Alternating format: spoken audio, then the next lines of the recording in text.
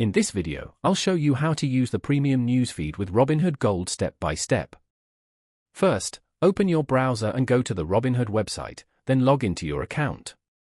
Once you're on the dashboard, click on your profile icon and go to the Settings section. From there, select Robinhood Gold and make sure your subscription is active, since premium news is included with Gold.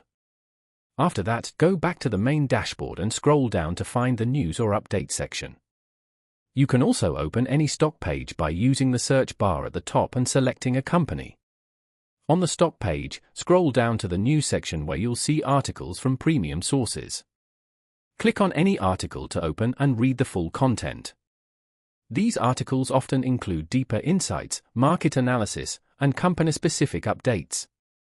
You can use this information to stay updated on market trends and make better investment decisions.